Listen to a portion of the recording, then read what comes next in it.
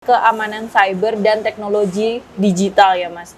Kita mau masuk lagi di bagian kira-kira apa sih yang boleh dan tidak boleh dilakukan dalam dalam dunia digital gitu kan.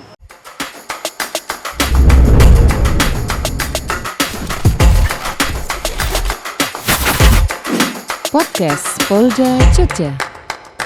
Ya, sedulur Jogja. Tadi udah ketemu sama Mas Wahyu nih, sekarang ketemu lagi. Masih punya utang loh sama saya nih ya. Masih banyak. Masih ada nanti konten-konten ke depan banyak lagi. Berarti masih berlanjut ya nih nanti masih. Ya. Oke, baiklah. Kemarin kan kita udah bahas tentang apa ya?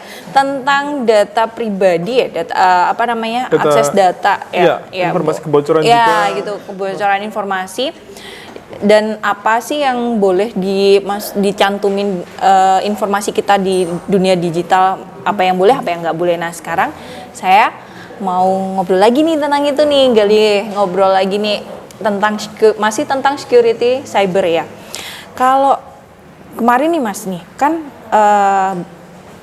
orang tua saya itu dapat nih share-sharean gitu kan di grup WhatsApp gitu kan tentang entah itu berita yang di forward berkali-kali, dan kalau saya lihat nih ini pasti hoax gitu. Nah itu kalau dari sudut pandang security cyber sendiri itu ada pengaruhnya nggak sih, atau biasa aja, atau maksudnya nggak apa-apa gitu, nggak masalah? Oke, kita masuk ke informasi palsu ya Mbak. Ya. Nah, jadi sebelum menyebarkan informasi palsu seperti itu, itu pasti ada tujuan tertentu. Mungkin untuk mencekam pihak terkait. Nanti ada mengelabui pihak terkait. Jadi misalnya ada berita seperti ini, udah kita tutupin dulu berita seperti ini yang besar. Berita saya tentang apa kayak besar, kita tutupin dengan berita yang baru. Biar beritanya itu hilang. Ketika sudah hilang nantinya, udah itu bakal berita tentang perlakuan saya yang buruk itu hilang dan tidak bakal diekspos kembali. Karena tertimbun berita yang baru yang lebih ngeri lagi. Apalagi kalau berita yang udah masuk grup-grup keluarga, WhatsApp atau Telegram grup keluarga gitu, itu lebih cepat. Apalagi kalau sosial media Messenger itu kan mungkin kita nggak tahu tuh per detik, padahal per detik orang itu bakal bisa menyebarkan forward sampai 10 kali. Gitu seperti itu. Oke, jadi memang terus kalau maunya kita ngeklik, kadang nih kan dikirimin link di broadcast gitulah dari WhatsApp atau di grup mana gitu. Nah itu kalau mau kita ngeklik, ngaruh nggak sih? Bahaya nggak sih bagi mungkin bagi data kita, atau ngaruhnya itu ke apa gitu? Kita mengambil dua sisi Mbak. Sisi dengan ada tujuan tertentu. Mungkin tujuannya untuk Mbak Wiwit sendiri adalah tujuan yang di publik. Kalau tujuan tertentu nantinya mungkin saya mau cari lokasi temanku karena sedang menipu gitu. Tak kirimin gitu, tak kirimin link. Ketika nanti linknya diklik di browser nanti ada namanya permissionnya ada permission access, ada mungkin permission webcam sama lokasi sama namanya cookie. Di dalamnya nanti kita bisa serap. Di dalam cookie itu bisa buat login. Kalau bahasa teknisnya itu kan cookie itu data temporary yang disimpan di browser. Itu bisa dibuat login juga, session sama cookie. Itu bisa diserap. Nah, kalau webcam nanti kita bisa manfaatkan foto-fotonya. Tapi kalau lokasi secara pribadi, jadi kita tahu target pelaku atau target kita tuh baru di sini. Jadi tak samperin aja di sini. Tapi kalau untuk publik nanti datanya itu buat koleksi dan dijual kembali. Berarti ini tentang kebocoran data itu juga bisa jadi bisnis buat oknum itu ya? Itu bisnis besar Mbak, apalagi kalau 2023 ke depan. Itu kan ada namanya big data. Apalagi kita udah ke pemahaman atau transaksi uang itu tidak perlu pakai ATM atau tidak perlu pakai yang mana kayak fisik, itu nggak perlu. Tapi kita pakai digital. Kayak mungkin di Indonesia banyak itu digital tuh, digital wallet gitu. Apalagi kita bermain dengan cryptocurrency. Cryptocurrency itu non-block, dia nggak ada pendirinya. Apalagi Bitcoin, dia cuma samaran doang. Dibuat besar, dibuat FOMO, dibuat pamer, dan butuh transaksi ilegal. Jadi kesatuan Bitcoin dulu tuh buat sama namanya deep web. Itu apa itu? Nah, di web itu jaringan yang lebih dalam lagi tentang internet. Kalau bahasanya mudahnya, di web itu bagian bawah alam sadarnya. Di laut, itu mbak laut. Kita bercerminkan tentang cyber tuh kita browse-nya cuma di laut. Ya, di atas ya, dia masih di permukaan pesisiran, ya. tapi di bawahnya nanti ada paling bawah banget. Iya. Dan di dalam web nanti ada lagi, tapi itu masih diimbang lagi. Itu ada yang lebih ngeri lagi di situ.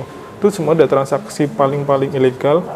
Mungkin transaksi yang paling ilegal atau yang paling ilegal yang kita ketahui itu cuma transaksi kayak badan, transaksi mungkin organ gitu organ tubuh. Iya. Nah di situ ada transaksi yang ilegal kayak ganja, sabu-sabu. Iya, narkoba. Jadi, ya. Narkoba. Sekarang narkoba transaksinya tuh nggak ada lewat chat. Apalagi kalau lewat chat tuh kemungkinan dan pasti orang tuh bisa menyadap. Iya, gampang disadapnya ya. Ya. Mungkin bisa kembali seperti dulu mbak, kita bermain merpati gitu. Oke. Kembali ke zaman perang. Iya, kirim-kirim ini pakai merpati gitu ya. Ya. Oke. Terus ya apalagi ya tadi gua jadi lupa sih. Nah, kalau ini Mas, kalau umpamanya di HP nih, di HP terus kita ngeklik suatu link berita gitu. Kadang itu kan ini kita diteruskan kayak muncul kayak game gitu, spinner, terus nanti tiba-tiba dia ada selamat Anda memenangkan apa kayak gitu. Itu gimana tuh, Bang? Nah, itu ada dua kemungkinan juga. Ini data kita diserap sama itu namanya phishing, penipuan. Nah, phishing tuh gini, Mbak. Phishing itu dari bahasa kosakata, dua kosakata. Yang pertama fish sama ing. Ing in English, fish atau fish memancing. Oh ya, phishing ya. Nah, itu cuma bahasa gaul atau bahasa yang teknis secara detail itu namanya phishing. Nah, secara kita ketahui dalam Inggris itu namanya phishing. Jadi kesamaan. Jadi phishing sama phishing itu sama. Nah, artinya dalam bahasa Indonesia itu memancing. Kalau sudah dipancing, ya udah kita tuh dipancing. Kalau udah terlanjur itu gimana? Apa yang harus kita lakukan? Kalau udah terlanjur seperti itu, ada beberapa kriteria dulu. Kita harus mitigasi dulu. Jadi nanti di situ ada apa tuh mitigasinya? Nah, mitigasinya itu nanti nanti. Nanti. Jangan dulu. Masih rahasia gitu. Nanti kalau dijelasin sekarang nanti kita ngobrolnya kurang lama. Oke. Iya. Saya masih mau nyamperin lagi soalnya. Tapi ini, Mbak, apa nih? Tapi ada dua pilar tadi, namanya phishing, itu kan penipuan secara data. Dan ini ada yang kedua itu penipuan secara transaksi. Itu gimana tuh, Mas? Nah, mungkin aku dapat ada tadi pertanyaan spinner tuh, Mbak. Spinner kita muter-muter roulette gitu, apa judi gitu. Ketika sudah menang kita dapat mobil tuh, dapat mobil. Sering dan banget kita suruh transfer gitu. Tapi orang-orang yang lebih awam itu nggak cek rekeningnya dulu. Sekarang bisa dicek rekeningnya dari Kominfo tuh ada alatnya tuh. Cek rekening.id kurang tahu itu. Nah, itu bisa dicek dulu rekeningnya. Apalagi kalau nanti ada transaksi nomor ngechat, kan ada namanya teknisnya dari telepon yang bisa tracking gitu seperti itu. Apa ya, Mas? Telepon ya itulah gitu. Nah, itulah. Susah ya. Itu kan brand, kita jangan menyebutkan brand. Iya. Kita bisa memanfaatkan, tapi ada logikanya. Ketika kita bermainan seperti itu, ya anggap aja data kita juga sudah diserap. Kita sudah ikhlaskan. Nah, cara hapusnya bagaimana? Nah, itu nanti kita bahas ke depannya dulu. Iya, seru kan, biar pada penasaran. Baik, terakhir nih satu, Mas, itu ini konsultasi juga kan ya. Kadang itu tuh ada yang WA saya, itu mamanya dari yayasan amal mana gitu kan. Cuman herannya, kok bisa dia dapat data nomor saya, padahal saya tidak pernah merasa memberikan atau kontak atau ketemu dengan itu. Kira-kira gimana sih? Kok bisa kejadian gitu? Oke. Jadi ini memang jujur, Mbak, sudah saya analisis pribadi. Ada beberapa data yang diperjualbelikan. Tapi sekarang kan sudah mainnya media maya. Tapi dulu kan namanya kita masih beli di counter gitu. Maaf ya.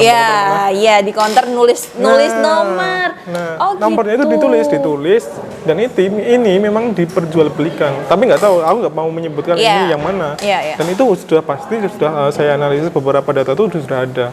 Oh gitu. Dijual nanti dikembangkan. Nah, itu untuk dari sisi konternya dulu. Iya. Tapi dari sisi provider atau yang lama, nomor itu ketika sudah mati 3 bulan atau mati beberapa bulan, itu bakal dihidupin lagi. Ya dihidupin, dijual untuk orang lain gitu. Nah, misalnya Mbak Wiwit nomornya udah mati itu 3 Iya, bulan, iya, tak iya. beli tuh, tak login di WhatsApp-nya, padahal WhatsApp-nya Mbak Wiwit masih aktif pakai Iya, nomor yang lama. iya, iya. Nah, itu saya bisa login ke WhatsApp-nya Mbak Wiwit.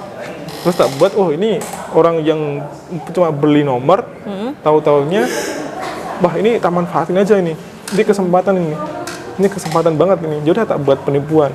Oh gitu ya. Berarti kalau sekarang ini loh Mas, kan banyak juga nih kalau kita beli nomor gitu, nomor baru kan harus nginput data diri itu kan, nama panjang, NIK bahkan terus abis itu nomor kakak dan lain sebagainya. Itu terus gimana nih Mas tuh cara nyikapinya? Di satu sisi kita harus hati-hati menjaga data kita agar gimana caranya jangan ibarat kata harus melek, sadar tentang bahaya kebocoran data. Di sisi lain kita juga perlu nih gitu untuk nginput itu, apalagi banyak yang minta tolong sama konter nih kan ya, ibu-ibu di rumah tuh, nggak cuma ibu-ibu sih, kayak gitu. Nah benar banget, ini sangat dicenangkan banget, apalagi kalau data kita sudah diserahkan orang. Nah ketika mau masuk NIK, apalagi kita di konter, minta di konter, Mas, ini NIK kakakku, dikasih kan, pasti dari konter pihak manapun dia tahu NIK ini tidak dipakai beberapa kali. Nah di situ dari pemerintahnya juga itu sudah bagus hasilnya. Common Print kasih email, jangan sampai BM gitu masuk itu udah bagus banget. Udah bagus banget. Mungkin masyarakatnya aja yang belum siap. Jadi ibaratnya kalau kita permasalahkan ini salahnya pemerintah nih. Iya, banyak ya banyak itu. Padahal dari kita sendiri aja belum paham, kita belum siap gitu. Tapi ada baiknya kalau pemerintah memberikan bukan subsidi, memberikan pengarahan yang lebih bagus secara turun-turun gitu. Mungkin lebih ke sosialisasi kali ya. Itu perlu banget. Benar banget sih, karena kayaknya nih sekarang ini kita sebenarnya udah hidup di zaman yang benar-benar mau nggak mau memang harus masuk ke dunia digital gitu kan. Dan dimana kita juga di satu sisi kita harus masih kesadaran untuk akan kebocoran data tuh masih sangat rendah kan Mas ya. Karena terbukti masih gampang banget tuh ngasih ini nomor ini ngasih nyantumin data diri lah gitu kan. Dan mungkin memang itu tadi seperti yang Mas Wahyu katakan, dari pemerintah pun juga harus ada sosialisasi dan masyarakatnya pun juga harus cari tahu. Iya kan Mas ya? Itu perlu banget Mbak, karena di Indonesia tuh ibaratnya kalau kita beli HP ya udah kita langsung pakai. Nggak langsung kita baca panduan, tapi panduannya itu berapa 200 lembar gitu ya kita malas. Nah gitu, mungkin cari di Google, nanti cara install aplikasi padahal di panduan udah ada. Lebih ini ke YouTube ya kalau digital. Digital pokoknya ya. Sedulur Jogja, wah menarik sekali. Tapi lagi-lagi Mas Wahyunya mau kerja, nanti kalau saya gangguin kelamaan nanti saya dimarahin. Next, nanti ngobrol lagi boleh dong ya? Boleh. Boleh kan ya? Tiap hari boleh Mbak? Jangan tiap hari. Kalau tiap hari nanti nggak selesai kerjanya. Kalau kerja malam Mbak aslinya. Gitu. Terus ini apa? Pencitraan? Pencitraan dong di kantor. Enggak. Iya, baik. Mas Wahyu, terima kasih. Yuk. Untuk saat ini ya. Nanti kita masih mau ngobrol lagi, tapi lain waktu deh, kasihan Masnya nanti kerjanya nggak selesai. Sedulur Jogja, terima kasih ya udah stay di episode kedua ya Mas ya. Mas Rio. Iya, episode kedua. Next kita bakal bahas tentang apa Mas? Mitigasi dari cyber security. Mitigasi dari cyber security, tapi kapannya nunggu Mas Wahyunya juga. Kasian juga kalau tiap hari kesini. Sedulur Jogja, terima kasih sudah stay. Next, tetap harus ngikutin podcast selanjutnya biar lebih afdol tentang cyber security.